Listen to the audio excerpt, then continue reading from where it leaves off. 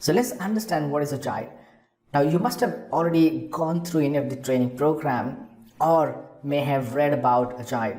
So if you really look at agile may have started in software development as one of the methodologies, but truly speaking, today agile is not just being used in software development but is very popular in a number of other industries. You talk about research and development, you talk about product development, you talk about service, and not only just coming up with the new service but also supporting a service. So be it product, be it service, or be it any project or program that you're doing, irrespective of the industry, whether it is the software, whether it is the HR, whether it is a product development, research and development, you talk about any industry and the different domains, today agile is being popularly used. Even in marketing and communications and all those domains as well, agile is getting popularity.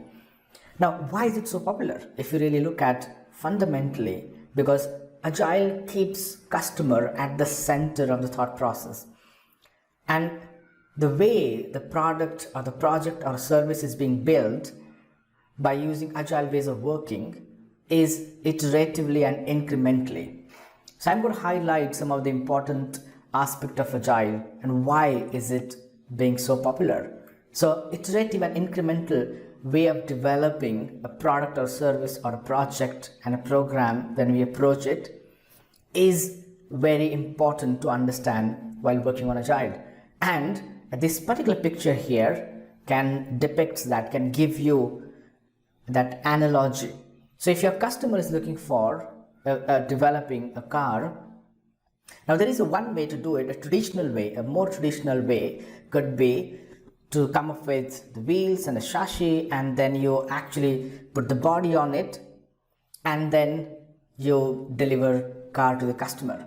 But if you apply agile ways of working here, agile focuses around keeping customers in mind. So what's most important is really, can I think about delivering something early to customer?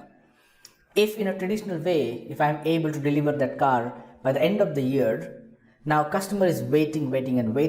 So instead of that, can I think about what is it that I can deliver to customer early that will help fulfill the need of customer? If the need of customer is the transportation or the travel or conveyance from one point to other point, can I think about delivering something early to fulfill that need to start with? And we call this as MVP. What's that minimal viable product that I can develop in a short period of time and deliver it to my customer based on the minimal need of the customer to start with, and then take the continuous feedback so that I can go on modifying the minimal viable product and develop it in incremental and iterative way. And that's how you go on building these products which fulfills the need of your customers, of course keeping in mind what customer needs are that you have identified at the beginning of that product development. But you not just interact with customer once, but you interact with customers at several occasions, and you develop this product incrementally and iteratively. When I say iteratively, you develop it in small iterations, in small chunks, but that product is usable because that increment that you have developed is such that your customer can start using it. So customer doesn't need to wait towards the end of the product release, but we can certainly be able to have multiple releases within that time span of a year or within the time span of the product life cycle. Now, what's important here also to note is that because of the regular feedback that we have been getting from the customers, ultimately what we deliver is what customer is really looking for. Because as they say with requirement, I will know it only when I see it, and I wouldn't know until I see something. And that's what exactly happens in agile ways of working, because I have got several working MVPs here that I have been delivering to customers in small increments in a time period of iteration, could be or a month iteration depending on the product again that you're developing, or it could be a week-long iteration or a couple of weeks iteration. And in that iteration, I have been delivering the small working increments, end-to-end working increments of the product.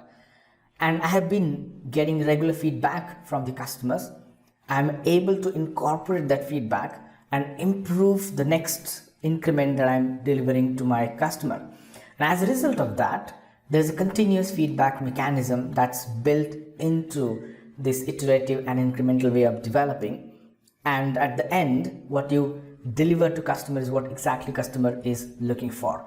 Now, this is the analogy really, but this you can apply to any of the projects or program or the service that you're developing or you're delivering. You can take another example. Let's say you're developing e-commerce website for your customer. One option could be to gather all the requirements for your e-commerce website and build it, test it, design it, develop it, and that might happen in a time period of maybe a year or so. The other option is sit with your customer and discuss and engage your customer in coming up with what is the minimal viable product look like? What is that minimum? Can we start with one category, one product and launch it and develop in such a way that your customer can then go in the market, sell that product? That means you're developing an ability in that website to be able to end-to-end manage the product in terms of placing the orders, giving the payment and everything.